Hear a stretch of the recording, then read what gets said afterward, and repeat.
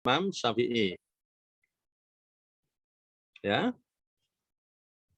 Kemudian selanjutnya mazhab Hambali pendirinya adalah Imam Ahmad bin Hambal. Ya, ini kalau kita lihat apa sekian faktor berkembangnya mazhab karena begini, mengapa mazhab itu berkembang? Karena pendapat-pendapat mereka dikumpulkan dan dibukukan. Di antaranya ada bukunya Imam Hanafi yang bernama atau berjudul Raddul Mukhtar 11 jilid itu. Ya, ada lagi bukunya Imam Syafi'i yang disebut Al-Um atau usul fikihnya Ar-Risalah. Nah, faktor berkembangnya mazhab ini karena ini saudara sekalian, ini ya, pendapat-pendapat mereka itu dikumpulkan dan dibukukan. Kemudian yang kedua, adanya murid-murid yang berusaha menyebarluaskan pendapat mereka, mempertahankan dan membelanya. Nah, ini berkembang mazhab itu, ya. Kemudian ada kecenderungan jumhur ulama yang menyarankan agar keputusan yang diputuskan oleh hakim harus berasal dari satu mazhab. Nah, inilah kemudian ada para hakim pada waktu itu terikat dengan satu mazhab. Ya, ini faktor berkembangnya mazhab. Ya, ini. Sampai di sini ada ya, saya kira ada persoalan berikutnya. Ya. Tidak ada ya. Kalau tidak ada, kita lanjutkan di sini.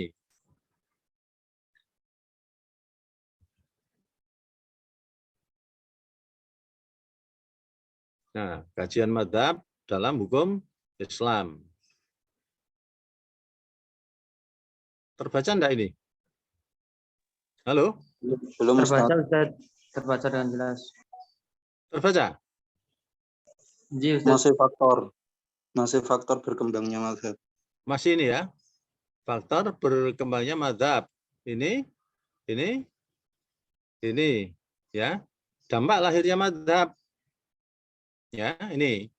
Setelah mazhab itu lahir, ya, maka bisa menjadi positif dan bisa menjadi negatif.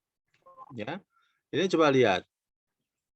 Ya, lahirnya mazhab itu menjadi negatif karena setelah ya, hasil ijtihad para mujtahid dibukukan, ulama setelahnya lebih cenderung untuk mencari dan menetapkan produk ijtihad pada mujtahid sebelumnya. Jadi ini negatifnya bahwa setelah mazhab itu lahir, setelah pendapat mujtahid itu dibukukan, kecenderungannya apa? Ijtihad itu mandek. Karena apa? Mereka, umat Islam itu cenderung mencari produk ini. Seperti persoalan-persoalan yang muncul sekarang. Kita tidak usah mencari produk baru. Ya, bagaimana umpamanya seseorang yang keluar rumah seharian, tapi dalam kota, dari pagi sampai sore dalam kota. Ya, umpamanya saya jam 6 pagi sampai jam 0 sore muter-muter terus ya di dalam kota mengajar ke sana kemari. Apakah sholatnya boleh dijamak qasar apa tidak? Nah, itu tidak ada di situ. Di dalam produk fikih, mazhab tidak ada. Nah, kemudian apa? Kita akan mengatakan tidak ada. Karena apa? Di dalam kitab-kitab fikih tidak ada. Padahal itu persoalan baru yang membutuhkan jawaban. Nah, disinilah kemudian ijtihad itu mandek. Ijtihad itu mandek. Padahal itu menjadi kebutuhan. Orang yang pergi keluar rumah pagi sampai sore 12 jam. Itu kalau dibandingkan dengan seorang yang pergi umroh jam 6 pagi dari Jakarta sampai Madinah. Itu 12 jam. Durasi waktunya sama. Tapi kemudian ketika ditanya bagaimana hukumnya? Nah, di situ mulai mandek ijtihad. Ijtihad mulai mandek. Ya, nggak bisa. Itulah adalah dampak lahirnya mazhab, di antara yang negatif itu di situ. Nah, kemudian positifnya bagaimana?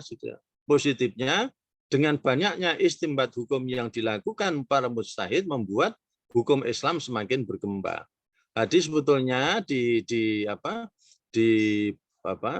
ranah ini itu sebetulnya memberi akses bahwa produk fikih pada waktu itu sekedar perbandingan untuk membandingkan ya bagaimana posisi ulama pada waktu itu, karena apa? Bukan berarti produk fikih pada waktu itu tidak bisa dipakai. produk fikih ijtihad itu hanya berlaku pada masanya. Maka ada kaidah fikih yang berbunyi al-ijtihad la yunqadu bil ijtihad. Ijtihad itu tidak mungkin dibatalkan dengan ijtihad yang baru.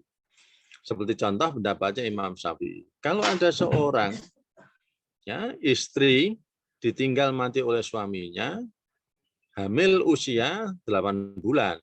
Kala itu Imam Syafi'i beristihad, kalau hartanya akan dibagi, maka anak yang di dalam rahim itu diperkirakan laki-laki. Ya, karena apa? Laki-laki bagiannya lebih banyak. Ya, tapi sekarang tidak bisa. Jadi kalau sekarang sudah ada teknologi modern, umpamanya USG 4 dimensi atau USG 5 dimensi, itu sudah kelihatan. Ya, janin yang ada atau calon bayi yang ada di dalam rahim sudah kelihatan jenis kelaminnya. Nah, oleh karena itu tidak perlu memperkirakan lagi. Nah, harus diperkirakan laki-laki, tidak harus. Nah, di situ ya kita memperoleh informasi bahwa ijtihad yang dilakukan oleh Imam Syafi'i dengan ijtihad yang berlaku sekarang itu berbeda. Bukan berarti ijtihadnya Imam Syafi'i itu tidak berlaku. Tapi ijtihadnya Imam Syafi'i itu berlaku pada masanya.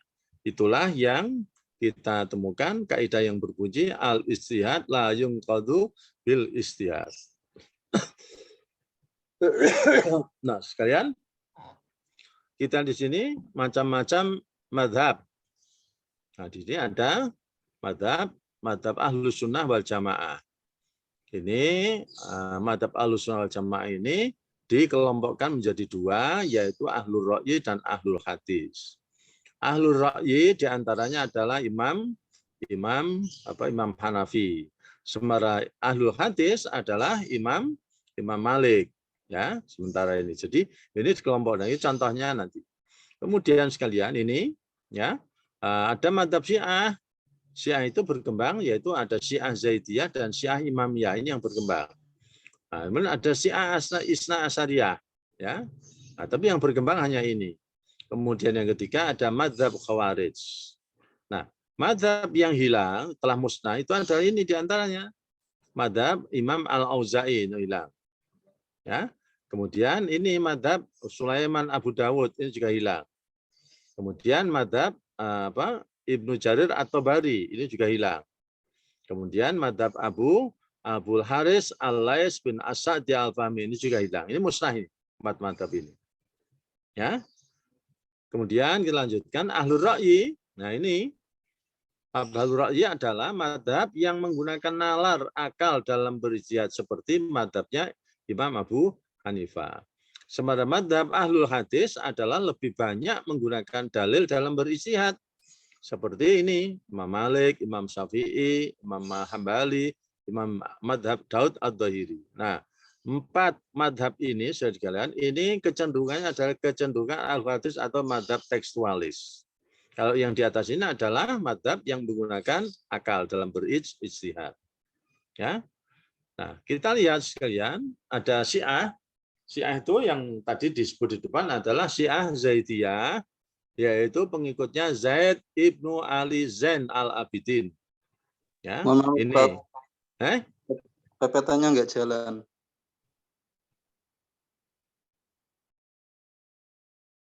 Nggak jalan itu? PPT-nya berhenti di faktor perkembangan madhab.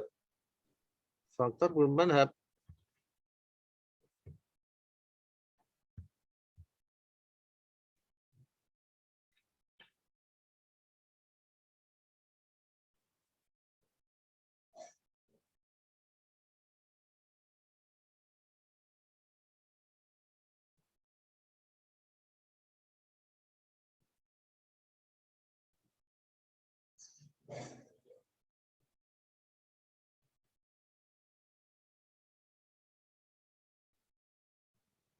Ini jalan enggak? Boten, Ustaz. Enggak jalan? Boten. Belum jalan, Ustaz. Ini tempat saya jalan nih. Wah, Jose.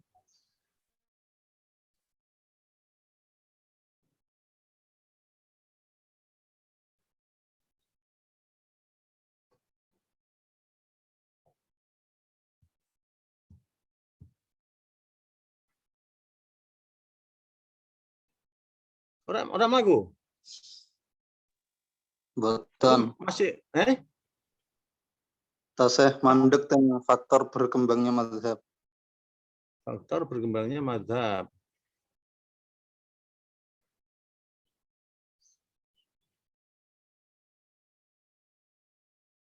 Ini berhenti di sini. Ini. Halo, Ya Ustaz. berhenti di sini. Ini enggak jalan. Tasih mandek. Mandeknya kenapa?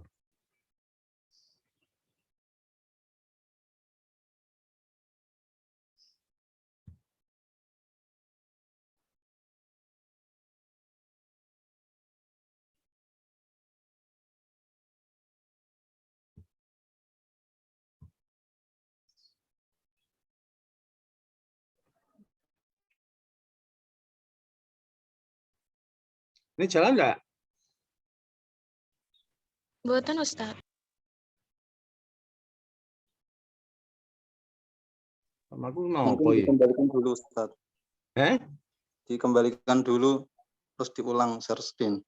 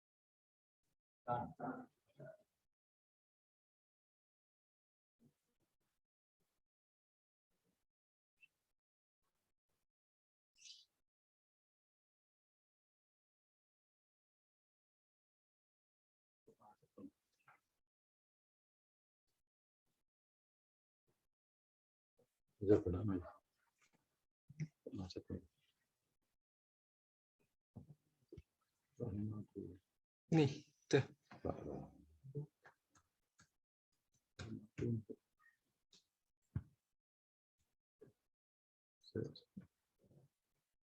Ini ini jalan enggak? Halo, Dereng.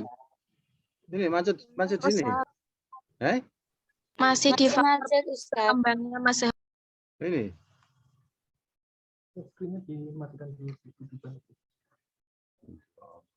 Ini. Stop service. Oh lah, anu, hoseng lo, hoseng. Hoseng di, Sudah dialihkan ke jenengan Ustaz. hostnya dialihkan ke saya. Sudah dari tadi. Ustaz, dari tadi.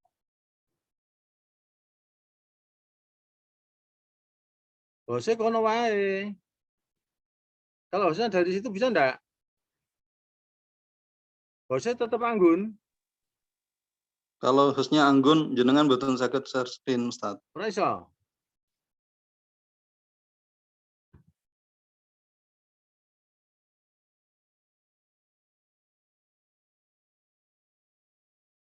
Coba di share screen lagi Ustaz. Ya. Wes, iso.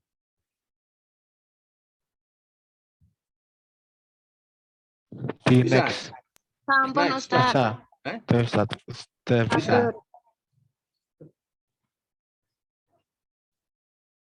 Tapi kok ngene anu nih.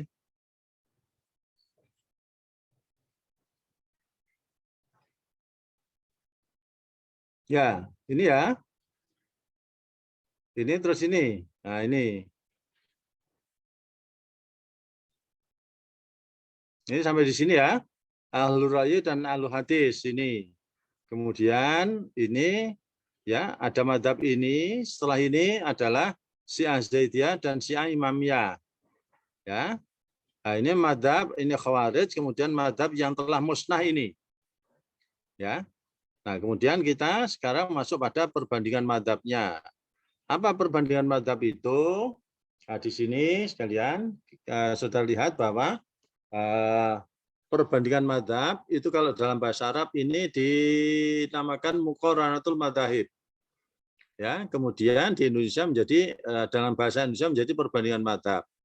Nah, secara etimologi apa itu perbandingan madzhab? Muqaranah itu adalah mengumpulkan atau membandingkan.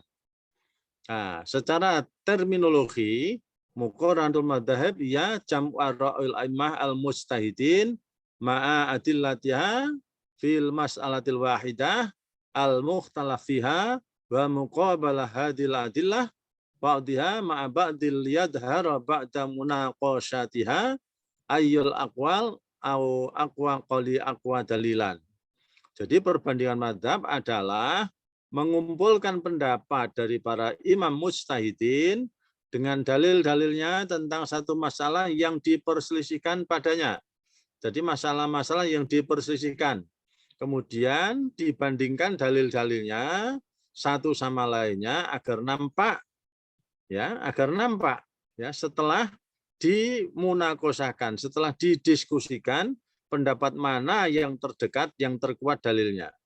Jadi memperbandingkan pendapat mazhab, ya, kemudian dikaji dalil antara satu yang lain, kemudian setelah didiskusikan mana pendapat yang paling kuat dalilnya. Ini namanya muqaranatul madzahib atau perbandingan mazhab. Ya, jadi objek bahasanya adalah membandingkan permasalahan dan dalilnya. Jadi permasalahan yang dibahas apa? Umpamanya hukum membaca Fatihah dalam sholat, ya, hukum membaca Fatihah dalam sholat, ya, hukum membaca Fatihah bagi makmum. Nah, itu permasalahannya dibandingkan dalilnya. Nah, dalilnya apa saja dibandingkan, ya. Setelah itu sekalian ruang lingkupnya, ya, ruang lingkupnya apa? Ruang lingkup perbandingan madzhab itu ada hukum-hukum amaliyah. Yang disepakati, hukum itu ada dua, yang disepakati, kemudian yang diperdebatkan. Nah, yang menjadi bahasan perbandingan madzhab itu bukan yang ini, bukan yang disepakati, tapi hukum yang diperdebatkan, yang diperselisihkan. Yang kedua adalah dalil-dalil yang menjadi dasar. Ya, dasar itu ada Al-Quran, ada As-Sunnah, dan ada dalil yang diakui syara. Dalil yang diakui syara itu ada apa saja? Umpamanya ada ijma, ada qiyas, ya, ada ijma, ada qiyas, ada uruf, kemudian ada istiqsan, ada maslahah mursalah, ya. Itu dalil-dalil yang diakui oleh syara. Kemudian yang ketiga, ruang lingkup ketiga adalah hukum-hukum yang berlaku di negara tempat muqarin hidup. Hukum-hukum yang berlaku di negara tempat muqarin hidup, umpamanya di Spanyol. Nah, di situ adalah ada fikihnya fikih Imam Malik. Bagaimana dibandingkan dengan negara Indonesia? Tentu tidak sama ini, ya. Kemudian bisa terbaca? Halo? Sakit Ustaz. Bisa Ustaz. Jalan toh? Ya Ustaz, jalan. Iya, Jalan. Ustaz. Nah, ini sekarang apa itu yang menjadi kewajiban muqarin? Ya, kewajiban muqarin, kewajiban pelaku muqaranah, ya kita itu yang pertama memiliki sifat teliti dalam mengambil mazhab dari kitab-kitab muktabar yang benar-benar dikenal. Bahwa pendapat itu adalah ashabul madzahib. Yang kedua, mengambil dan memilih dalil-dalil yang terkuat dari setiap mazhab yang tidak membatasi diri pada dalil-dalil yang lemah dalam menyelesaikan satu masalah. Jadi mazhab-mazhab itu menggunakan dalil yang kuat. Nah, kemudian kita juga tidak boleh membatasi diri pada dalil yang lemah. Jadi yang lemah juga harus disertakan karena itu merupakan setiap pendapat setiap mazhab.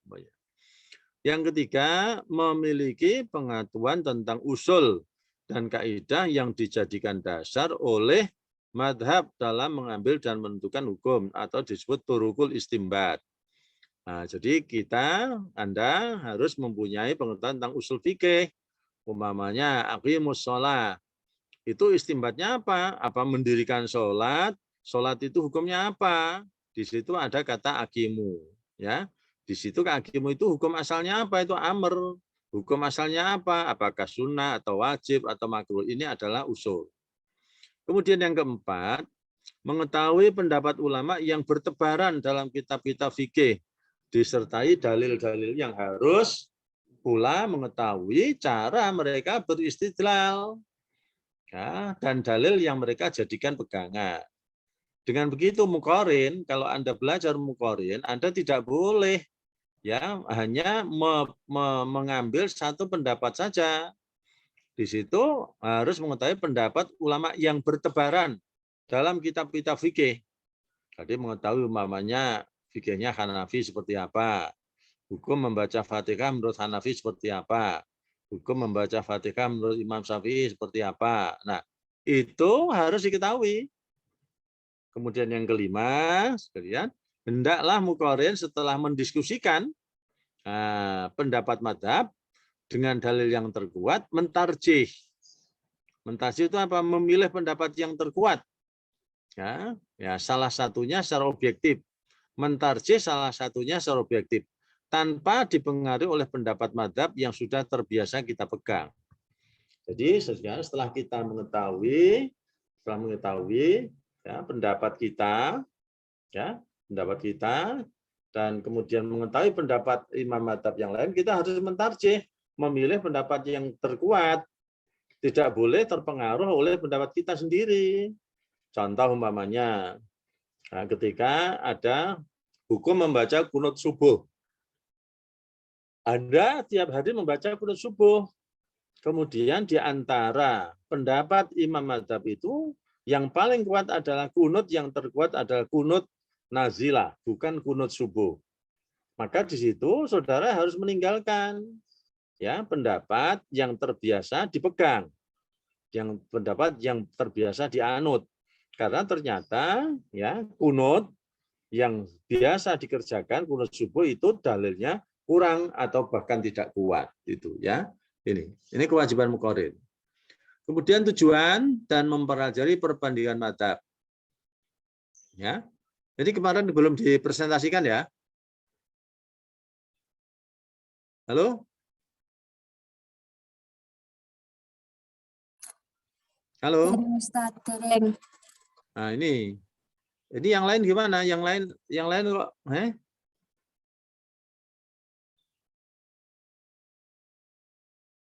Ini ya. Saya enggak tahu persis nanti kalau Anda enggak memperhatikan ya. Tujuan dan manfaat mempelajari perbandingan mazhab. 1, mengetahui pendapat para imam mazhab dalam berbagai masalah yang diperselisihkan. Ya. Jadi kuncinya di sini mempelajari perbandingan mazhab itu adalah masalah yang diperselisihkan, bukan masalah yang disepakati. Ya. Dalilnya dan alasan yang dijadikan dasar bagi setiap pendapat. 2, mengetahui dasar-dasar dan kaidah-kaidah yang dipergunakan dalam mengistimbatkan hukum serta dalil-dalilnya. Yang ketiga, memperhatikan landasan berpikir para imam mazhab. Ya, pada dasarnya mereka tidak keluar dari nas Al-Quran dan nas As-Sunnah. Ya. Ini tujuan mempelajari. Hukum mengamalkan hasil muqaranah madzhab. Wajib ya, wajib. Mengamalkan hukumnya wajib. Contoh, mulai tahun 2029, pemuka agama Mesir banyak melakukan perubahan. Contohnya dalam undang-undang perkawinan Mesir. Banyak mengambil dari mazhab Imam Malik, Imam Ahmad bin Hambal. Nah, di Indonesia sendiri sekalian, ketika penyusunan undang-undang perkawinan mengambil ketentuan di luar mazhab Syafi'i, yakni mengenai batasan umur untuk menikah. Juga tidak mengenal wali mujbir, ya, yang dianut mazhab Syafi'i. Ini kan keluar dari mazhab Imam Malik dan Imam Syafi'i. Nah, terus bagaimana? Ya kan itu. Jadi di sini mengikuti undang-undang perkawinan. Nah, jadi setelah dibandingkan bagaimana madhab yang ada di Indonesia dan madhab yang ada di Mesir. Jadi pemuka agama Mesir ini, tapi di Undang-Undang Perkawinan Mesir. Tapi di Indonesia itu melakukan Undang-Undang Perkawinan di Indonesia, Undang-Undang Nomor 1 tahun 74. Ya, jadi dengan begitu kita mana yang harus diambil? Yang diambil kita sebagai umat Islam di Indonesia itu tidak menggunakan Undang-Undang Perkawinan Mesir, tapi menggunakan Undang-Undang Perkawinan Nomor 1 tahun 74. Ya, ini hukum mengamalkan hasil Muqarraratul Madzahib. Ya, ini ada pendekatan sekalian antar madhab pada zaman modern itu bagaimana? Dikatakan sama dengan zaman modern itu apakah sama dengan fase taklid? Nah, di sini ada faktor penyebab mundurnya fikih. Apa? Karena pergolakan politik menyebabkan terpecahnya pemerintahan Islam menjadi beberapa negara kecil. Mereka disibukkan dengan urusan pertahanan negara masing-masing. Yang kedua, pecahnya imam-imam madhab kepada madhab yang masing-masing memiliki corak pemikiran tersendiri. Yang ketiga, pembukuan karya-karya imam mujtahid yang menyebabkan umat Islam mudah dapat mencari jawaban dan setiap masalah yang mereka hadapi. Nah, ini mundurnya, faktor penyebab mundurnya fikih itu di sini. Ya, jadi umat Islam sudah mencari jawaban di setiap masalah yang dihadapi. Kemudian yang keempat, tidak adanya undang-undang tentang cara aturan fatwa, sehingga semua orang dapat mengeluarkan fatwa. Akibatnya dalam satu masalah terjadi berbagai fatwa yang berlainan sesuai dengan kepentingan sendiri. Ya. Nah, maka sekalian itu kemudian muncul sebuah slogan al-Islam sholih likulli zaman wa makan. Islam itu sesuai dengan segala waktu dan tempat sekalian. Nah, ini kita sampai di sini. Kemudian kita lanjutkan sekalian.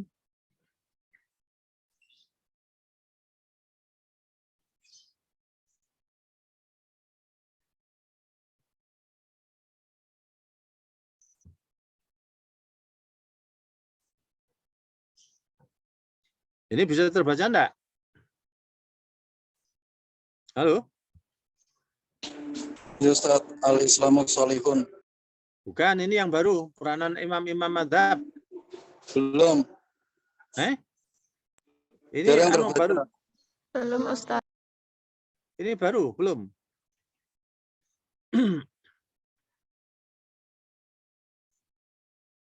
Ini baru belum?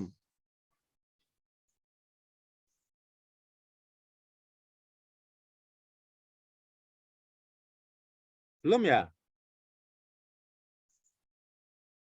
Belum Ustadz, ten layar nembih al-Islamu sholihun. Lekul zaman memakan, bikin non dineh.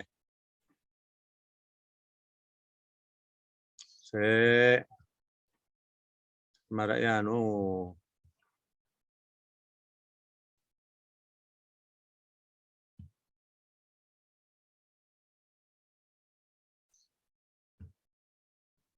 Ini bisa? Sakit Ustaz. Ah, ya. Ya, mulai sini wes. Nah, ini. Sudah bisa ini? Sakit Ustaz. Apa bunyinya? Gun, Anggun. Bunyinya apa? Peranan imam-imam mazhab dalam penetapan hukum Islam. Ya. Wes, saiki waca. Waca, sapa iki? Sing maca sapa? Halo. Gun. Anggun. Nggih, Ustaz. Nggih. Wes. Saya kan puasa ini. Saya kan puasa ini coba dibacakan ini, dijelaskan coba. Yo. Mazhab yang pertama Imam Abu Hanifah, yang kedua Imam Malik, dan yang ketiga Imam Syafi'i. Dan yang keempat Imam Ahmad bin Hanbal. Terus? Imam Abu Hanifah. Biografi nama lengkap Abu Hanifah Al-Nu'man bin Sabit bin An-Nu'man kok ala Nu'man. Abu Hanifah An-Nu'man bin Sabit An-Nu'man bin Sabit bin Zulha Al-Taimi At-Taimi. At-Taimi. Terus lahir di Kufah tahun 80 Hijriah atau 699 Masehi. Wafat di Baghdad tahun 150 Hijriah atau 767 Masehi. berarti usianya berapa tahun?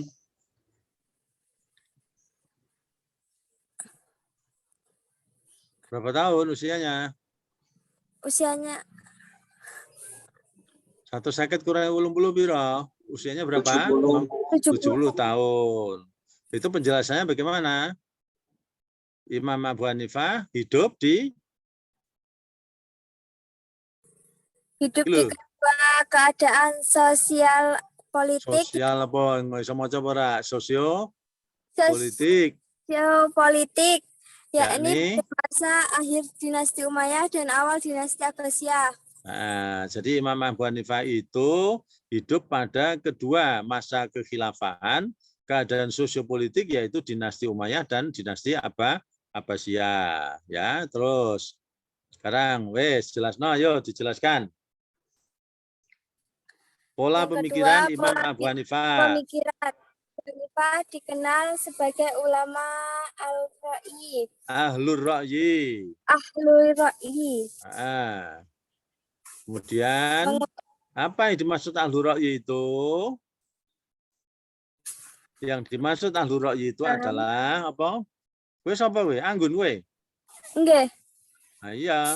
Yang dimaksud Ahlur Ra'yi itu apa, Anggun? Mengutamakan ra'yu, pemikiran mengutamakan ra'i dan dan khabar ahad. khabar ahad. Kemudian maksudnya Apabila apa? terdapat perbedaan dalil, maka beliau menetapkan hukum dengan kias dan Nah, ihtisan. istihsan ya.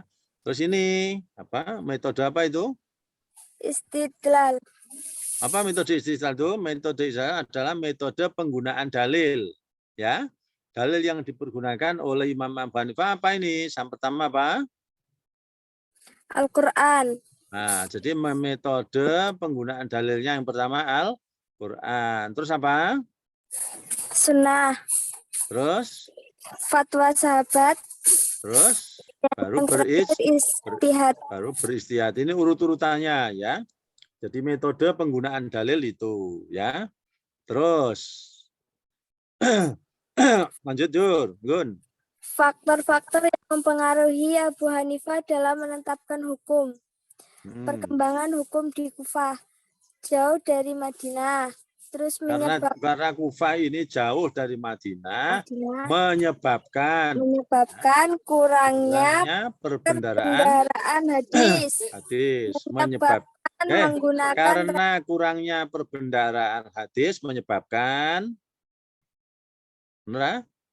menggunakan ra'i dalam beristinbat. Ra'i itu apa? Ra'i menggunakan apa? Yang lain ayo.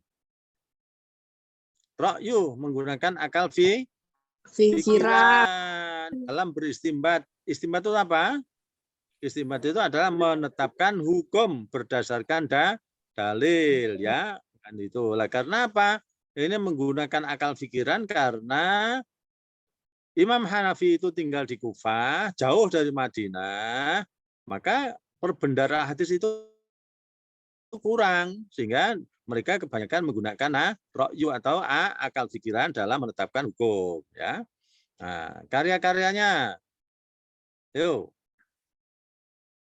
apa baca Gun lanjut. Enggak, Ustaz.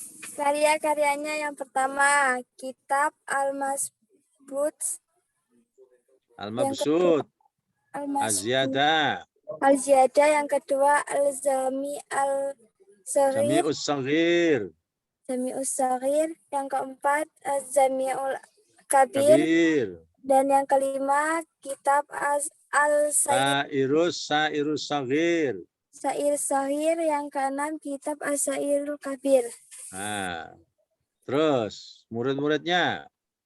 Yang keenam, murid-muridnya. Berikut adalah murid-murid yang berjasa yang membukukan fatwa Abu Hanifah. Yang pertama, Abu Yusuf Yakub Ibnu Ibrahim Al-Ansari pada tahun 113 sampai Yang 100. kedua, enggak usah dibaca itu yang kedua. Yang kedua, Muhammad Ibnu Hasan Al-Sayyidi. As-Saibani. Yang ketiga, Yang ketiga, Zufar Ibnu Huzail Ibnu Al-Kufi. Al-Kufi. Al-Kufi. Yang Ah. keempat, Al-Hasan Ibnu Ziyad Al-Lu'lu'i. Ya. Terus ini Imam Malik, si apa? Bunya. Baca.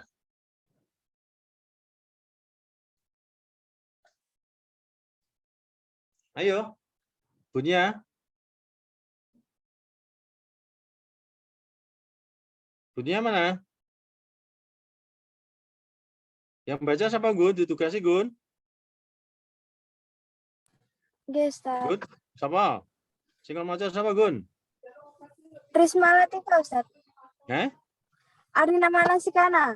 Ya, Arina. Mana Arina suaranya? Iya Ustadz, Arina di sini. Suaranya beda. Keras. Arina.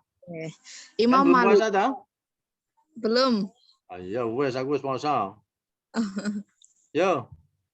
Imam Malik. Satu, biografi. Nama lengkap Abu Abdillah Malik ibn Anas ibnu Malik ibnu Al-Haris. Lahir di Madinah, Hijaz, tahun 93 Hijriyah. Wafat di Madinah 10 Rabiul Awal, 179 Hijriyah atau 798 Masehi.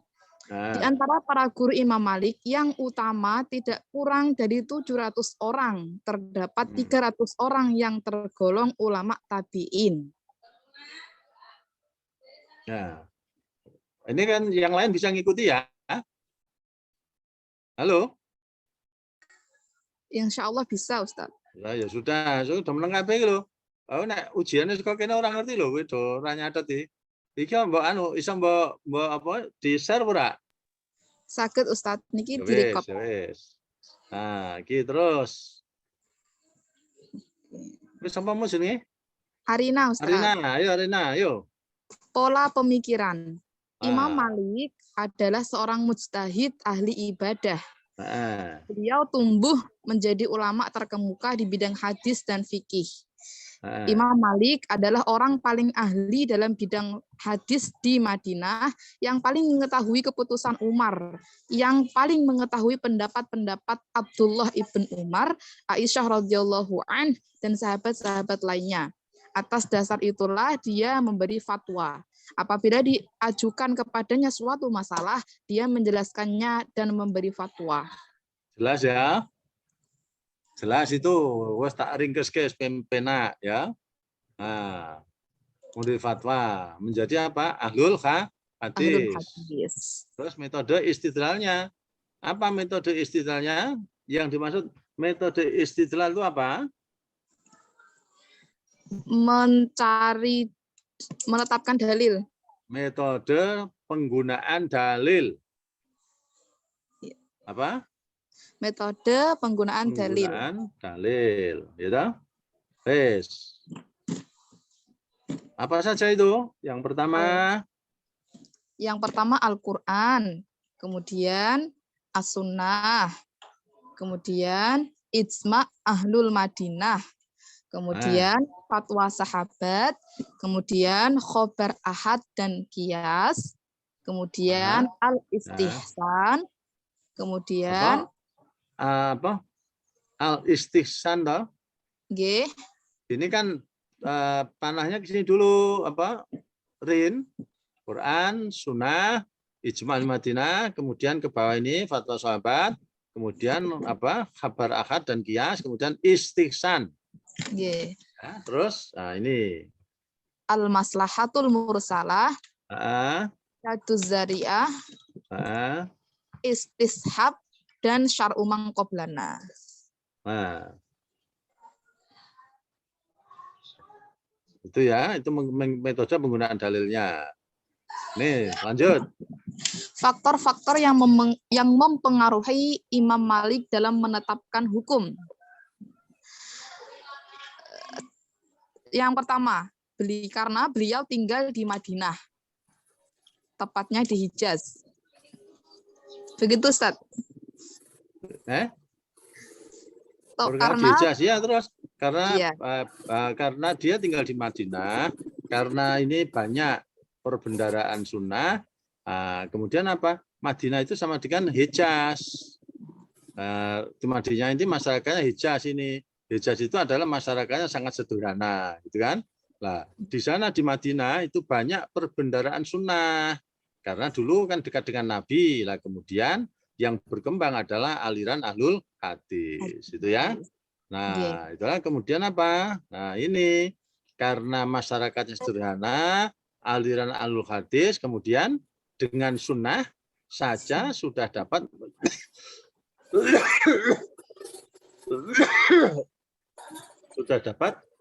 menyelesaikan permasalahan yang ada itu. Ya, terus Karya monumentalnya 1 kitab Al-Muwatta, 2 kitab Al-Mudawwamatul Kubra. Al-Mudawwanah Kubra. 6 murid-murid beliau. Berikut adalah murid-murid yang berjasa mengembangkan mazhab Maliki. Yang pertama, Utsman Ibnul Hakam Al-Juzami. 2, Ibnur Abdurrahman Ibnu Khalid Ibnu Yazid Ibnu Yahya. Yang ketiga, Abdurrahman Ibnul Qasim. Yang keempat, Asyab Ibnu Abdul Aziz. Yang kelima, Ibnu Abdul Hakam. Dan yang keenam, Haris Ibnu Miskin. Terus ini langsung, Rin. Imam Syafi'i, biografi. Nama lengkap beliau adalah Abu Abdillah Muhammad Ibnu Idris Ibnu Abbas Ibnu Syafi'i Ibnu Sa'id Ibnu Ubaid Ibnu Yazid Ibnu Hashim Ibnu Abdul Muthalib Ibnu Abdul Manaf Ibnu Qusay Al-Quraisy. Lahir di Gaza, Rajab 150 Hijriah atau 767 Masehi. Wafat di Mesir tahun 204 Hijriah atau 819 Masehi. Berarti usianya berapa? Usianya gampang. 1 seket dari 204 kan 54. Itu dia dah. Nggih. Rin. 54, Ustaz. Iya, ayo lanjut, Rin. Nasab Imam Syafi'i bin Fatimah binti Abdullah Ibn Hasan, Ibnu Husain, Ibnu Ali bin Abi Thalib. Dengan demikian maka ibu Imam Syafi'i adalah cucu dari Sayyidina Ali. Nah, kalau begitu Imam Syafi'i apanya Sayyidina Ali? Cucunya Sayyidina Ali lewat ibunya. Nah, ya berarti ora cucu Imam Syafi'i itu adalah cucu dari Sayyidina Ali dari ibunya. Cucu kan itu ya. Ya. Terus Pola pemikiran. Imam Syafi'i termasuk penganut aliran ahlul hadis. Nah, beliau pernah pergi ke Hijaz dan pernah pergi ke Irak. Ke Hijaz, beliau berguru dengan Imam Malik, dan ketika di Irak, beliau berguru dengan Muhammad Ibnul Hasan, murid dari Abu Hanifah. Ketika di Hijaz, beliau berguru dengan Imam Malik. Kemudian dia mengganti menjadi ahlul hadis. Dan dia menggali menjadi ashabul ahlul hadis. Ketika di Irak, beliau menjadi ashab ahlul ra'yi. Terus pendapat Imam Syafi'i ada 2, yaitu kaul qadim dan kaul jadid. Kaul qadim terdapat dalam kitab Al-Hujjah, dicetuskan di Irak. Sedangkan kaul jadid terdapat dalam kitab Al-Um, dicetuskan di Mesir. Metode istidlal. Al-aslu Qur'anun wa sunnatun fa illam yakun faqiyasun alaihima. Wa idza tasawwal haditsu min Rasulillahi wa sahhal isnadu fa huwal muntaha. Wal ijma'u akbaru minal khabaril mufradi. Wal hadithu ala zahirihi wa idza ijtamalal ma'ani fama asbaha minha zahiruhu aulaha bihi. Wa idza takafa'atil ahadithu fa asahhuma isnadan aulaha. Wa laysal munqati bi syai'in ma'ada munqati'in Ibnul Musayyib. Musayyib. Nah, terus. Wala kiasa asli ala asli wala yuqalu asli lima kaif wa innama yuqalu lil far'i lima fa idza sahha qiyasuhu ala asli sahha wa qamat bihi hujjatun. Nah, ini Metode istidlal yaitu Al-Qur'an, sunnah, ijma' dan qiyas. itu tadi, ini dasarnya ini ya. Ini ya. Jadi al-aslu Qur'anun wa sunnatun fa lam yakun faqiyasun alaihima. Kan ya? Jadi pertama Quran, sunnah, kemudian qiyas. Wa yatasal hadis min Rasulillah wa sahal isnad wa huwa al-muntaha. Berhenti di situ, ya, berhenti di hadis. Wal ijma' akbar min al-khabaril mufradi wal hadis ala dhahiri wa idza istamala ma'ani fa ma asbah minha dhahiruhu aulaha. Ya. Gitu. Jadi kuncinya di sini adalah ini Al-Quran, Sunnah, Ijma' dan Qiyas. Ya.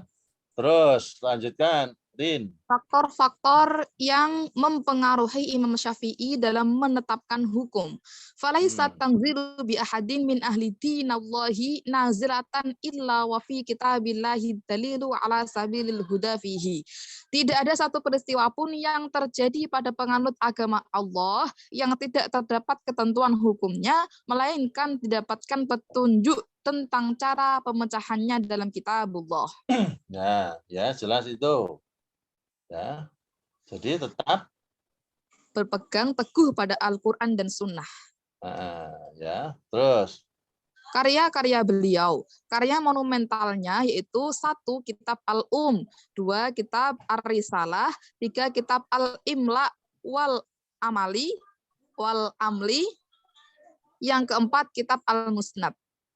Adapun murid-murid beliau yaitu 1 Imam Ahmad Ibnu Hambal, 2 Buwaiti, 3 Al-Muzani, 4 Muhammad Ibnu Abdullah Ibnu Abdul Hakam, 5 Ismail bin Yahya, 6 Ar-Rabi, 7 Al-Jizi, 8 Ashhab Ibnul Qasim.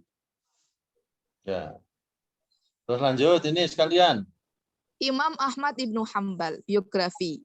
Nama lengkap Ahmad Ibnu Muhammad Ibnu Hambal Ibnu Asad Ibnu Idris Ibnu Abdullah Ibnu Hasan Asy-Syaibani. Lahir di Baghdad Rabiul Awal 164 Hijriyah atau 180 Masehi. Wafat di Baghdad 12 Rabiul Awal 241 Hijriyah atau 855 Masehi.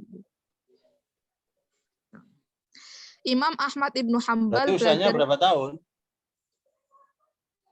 Usianya berapa tahun? 164 sampai 200 berapa? 36, 36 sama 41 berarti 77. Ya, paling panjang itu usianya, ya. Ya. Terus Imam Ahmad Ibnu Hambal belajar fikih dari Imam Syafi'i dan Imam Syafi'i belajar hadis dari Imam Ahmad Ibnu Hambal. Pola pemikiran. Imam Ahmad Ibnu Hambal adalah salah seorang pemuka ahlul hadis yang telah disepakati oleh ulama. Namun sebagai seorang ahlul fikih masih diperselisihkan. Ibnu Jarir At-Tabari tidak memperhitungkan pendapat beliau. Menurutnya, Imam Ahmad Ibnu Hambal adalah seorang ahli hadis, bukan ahli fikih. Ahmad Amin menyimpulkan bahwa sebenarnya fikih Ahmad Ibnu Hambal lebih banyak didasarkan pada hadis.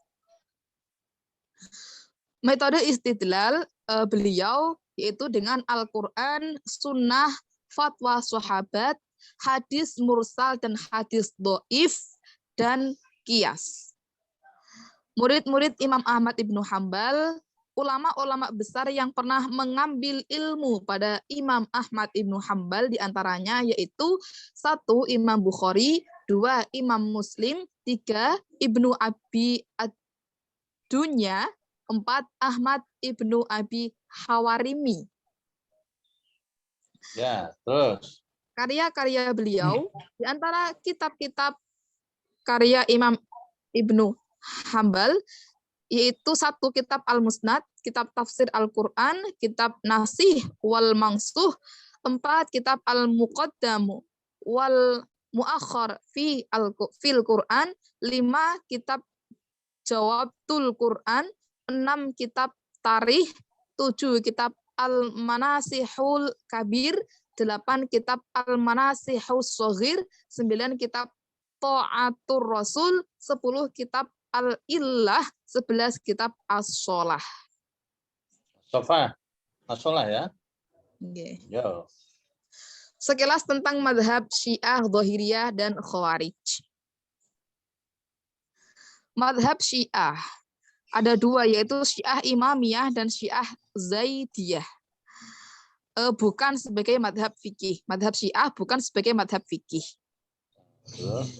Mazhab ini kelompok politik yang berpendapat bahwa yang berhak menjadi khalifah Rin. dalam Membacanya Syiah ini adalah kelompok politik yang berpendapat. Oke, Ustaz. Syiah ini kelompok politik yang berpendapat bahwa yang berhak menjadi khalifah setelah Nabi wafat adalah Ali bin Abi Thalib, bukan Abu Bakar, Utsman, Umar, dan Utsman. Syiah Imamiyah Itu sama dengan Syiah Isna Asyariyah. Syiah Imamiyah yaitu sama dengan Syiah Isna Asyariyah. 12 imam itu adalah 1. Ali bin Abi Thalib, 2. Hasan ibn Ali, 3. Husain ibnu Ali, 4. Ali Zainal Abidin, 5. Muhammad Al-Bakir, 6. Ja'far Shadiq, 7. Musa Al-Khazim, 8. Musa Al-Kazim, 8. Ali Ar-Ridha, 9. Muhammad Al-Jawad, 10. Ali Al-Hadi, 11. Hasan Al-Askari, dan 12. Muhammad Al-Mahdi. Terus. Hukum fikih khusus bagi Syiah Imamiyah antara lain 1. Tidak boleh sujud di atas apa yang selain tanah dan tumbuh-tumbuhan atau rumput, jadi tidak sah jika sholat menggunakan sajadah. 2. Istinja dengan batu, khusus pada buang air besar saja. 3. Tidak sah mengusap kepala dalam wudhu, kecuali dengan sisa air yang masih melekat di tangan ketika membasuh kedua tangan. 4. Tidak sah mengusap kepala dalam wudhu, kecuali dengan sisa air yang masih melekat di tangan ketika membasuh kedua tangan. Nah, terus penjelasannya B. Jadi ketika wudhu membasuh tangan langsung sisa itu dipergunakan untuk membasuh kepala. Itu loh, ya. Terus yang keempat. Yang keempat, laki-laki berzina dengan perempuan yang mempunyai suami, maka selama-lamanya baginya untuk menikahinya.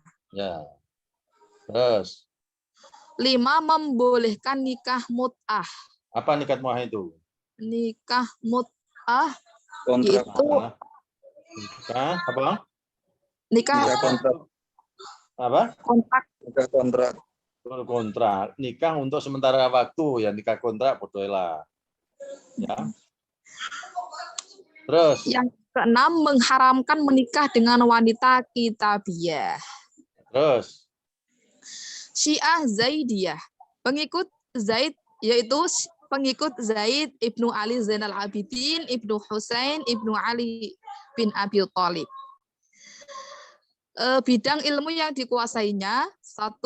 Ulumul Quran, 2. Ulumul Tauhid, 3. Ulumul Fikih, dan 4. Ulumul Filsafat.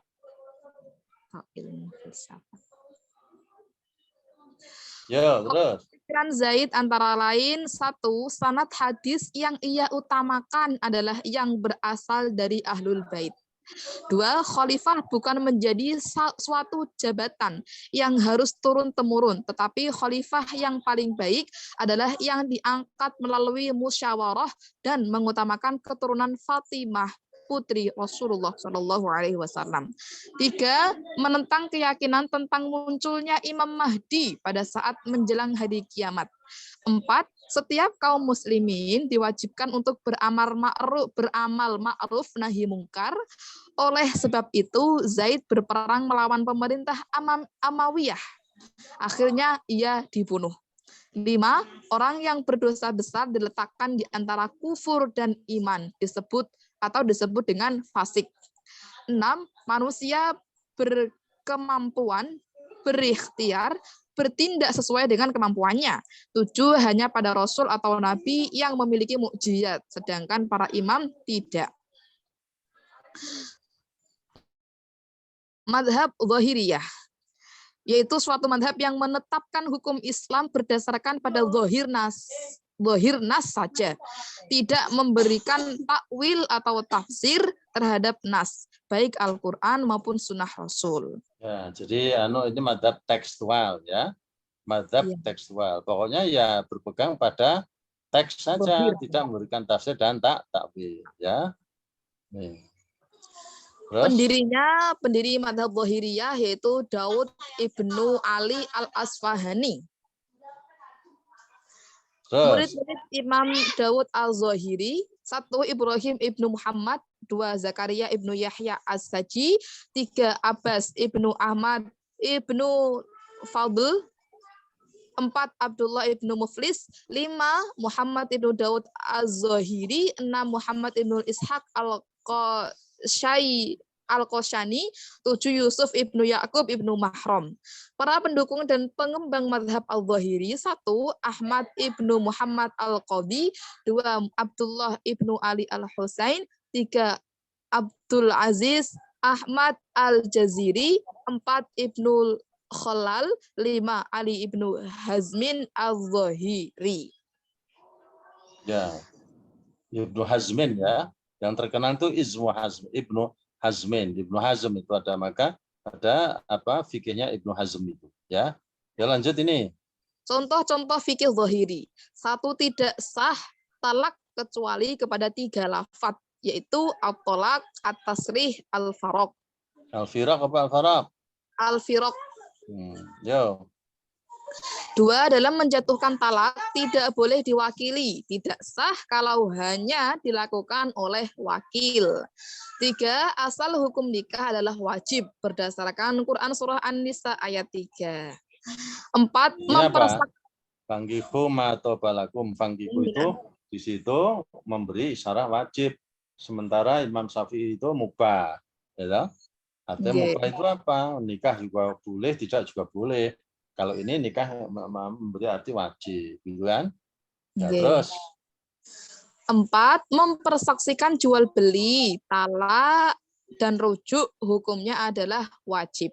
Tidak sah talak dan rujuk tanpa 2 orang saksi yang adil. 5. Barang siapa tidak berniat menjatuhkan talak, akan tetapi karena salah berbicara, jika ada bukti yang menunjukkan bahwa orang itu hendak menjatuhkan talak kepada istrinya, maka dihukumkan sebagai talak. 6. Istri yang kaya wajib memberi nafkah kepada suaminya yang dalam keadaan susah atau sulit mendapatkan biaya hidup. Yo, ini Khawarij. Awalnya adalah partai Khawarij adalah partai politik. Kaum Khawarij adalah pengikut Ali bin Abi Thalib yang keluar dari barisannya. Karena tidak setuju dengannya, yang menerima jalan arbitrase untuk menyelesaikan persoalan sengketa status kekhalifahan dengan Muawiyah ibnu Abi Sufyan. Golongan-golongan Khawarij yang paling masyhur: 1. Al-Muhakkimah, 2. Al-Azariqah, 3. Al-Najdah, 4. As-Sufriyah, 5. Al-Ibadiyah. Contoh-contoh fikih Khawarij. 1. Toharoh atau suci badan untuk melakukan sholat menurut mereka adalah toharoh dari lidah dalam berbohong dan berbicara dalam berbuat batil yang dapat menyeret orang lain ke dalam bahaya. 2. Di antara golongan-golongan Khawarij ada yang berlebih-lebihan dalam menetapkan hukum dari sumber-sumbernya. Mereka beranggapan bahwa hanya Al-Quran sumber hukum yang hakiki. 3, orang yang berzina muhson hukumnya dicambuk, bukan dirajam. 4, mereka berpendapat bahwa ayah ibu dapat menerima wasiat dalam keadaan apapun, tidak bisa dimahjub. 5, boleh menikahi seorang wanita bersama-sama dengan bibinya dalam satu waktu walaupun belum bercerai dengannya. Ya, itu paham semua ya. Yang madhab ada 5 madhab. Ya, madhab 4 itu tadi ditambah madhab Syiah. Syiah ada 2, Zaidiyah dan Imamiyah atau Isna Asyariyah. Terus ditambah lagi madhab apa? Madhab Syiah dan madhab Khawarij, ya. Madhab Dhahiri dan madhab Khawarij, ya. Jadi ada berapa? 5, 6, 7 madhab, ya. Itu semuanya sudah bisa dipahami, ya. PPT ini bisa di-share enggak? Iya, Ustaz. Bisa ya? Bisa. Bisa ya, di-share. Ini saya dicukupi sini apa ditambah? Cekap mawon. Cekap mawon piye? So selasa sucian kok. Dereke Ustaz. Ya tambah siji ya.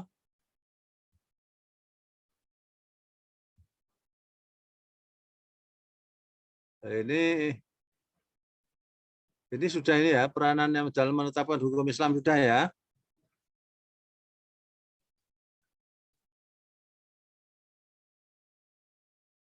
Sudah.